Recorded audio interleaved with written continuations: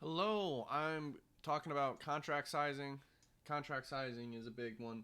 Um, variable contracts. That's how you risk it. I think people should risk based on not on the number of contracts, but or number of shares if you're trading stocks, but on the dollar amount per trade. I think this is really basic, self-explanatory. People mostly understand this. I think everybody really does, but I just want to reiterate and bring it up to the surface, as obvious as it is. When you're trading stocks, for example, you can't just say I'm just going to be trading 25 shares of each stock, 25, because if you're trading Nvidia when it's way up there and your position's worth a lot of money, like $15,000 or something like that, and then you're trading Ford at $10 in 25 shares, it's going to be worth 1500 or whatever it is. I don't know the math. I'm just saying you have a position worth 1500 and then you have a position worth 15,000. And now your risk is all off balance. You're going to be like one the Nvidia one better work out, because otherwise if it goes down, you're you're losing so much more than you could possibly gain on your Ford trade because it's so small. What should happen is that you should use um, more shares on your Ford position or less shares on your Nvidia position, or both, to keep them like both positions are worth 5 grand. That's it. Both, but all you're a 5 grand risk per trade trader, and you can have some variance in that if you want, if you have more confidence in the Nvidia trade or something, but it shouldn't be double. It shouldn't be so far. It should be like 7 grand, 4,500. That's the difference if you want. If you want a difference, starting out, I would not have any difference at all, because the most important factor we need to understand as traders is not one trade in particular is going to make or break us. Not one trade in particular is more important than any other trade. We need to look at expectancy per trade. We need to understand the lose rate on the trade, and even we can enter into trades that have a higher lose rate than win rate, that lose more percentage of the time. But we know it's a good trade because the risk reward is there, the highest risk reward. So how do we allocate risk $5,000 each trade then?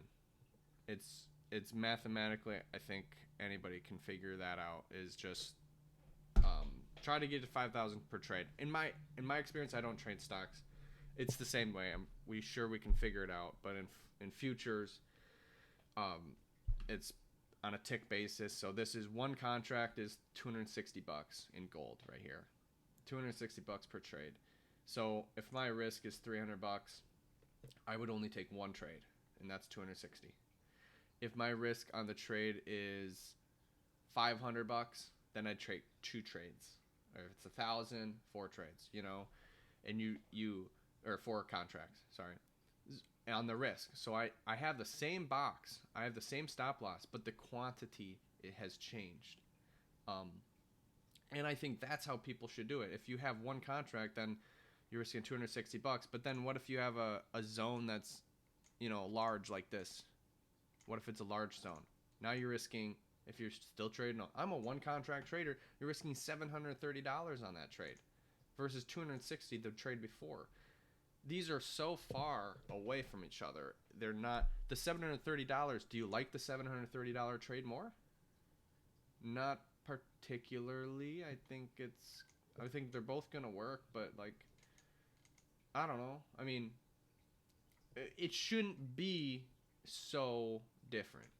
What I'm saying is, if this is your zone, you're trading micros and you're trading, $730. That's 73.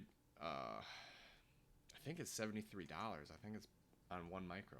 That's very small, right? So you can trade if your risk is 200 or $300. Let's just 300 divided by $73 is four. So four contracts, whatever it rounds down to, $4 or four contracts of micros. You're risking the same dollar amount. You're risking $300 around as you would be trading one contract, one one full contract at this risk box, this small. Okay, so variable position sizing. This is basic trading, in my opinion, because this is needed. It's needed in all avenues of trading, all avenues of investing, and it's pretty self-explanatory, but just wanted to bring it up to the surface as that is how we should position size. We need to variable position size. We need that. That's how we can risk a decent amount per trade or the same amount per trade instead of just all over the place. We do this because we don't want one trade to be so more important than the other trade. Really, they're all important, and there could be some variance in that, but really, you want to keep the risk per trade for all your trades pretty similar to let the probabilities play out. All right, peace.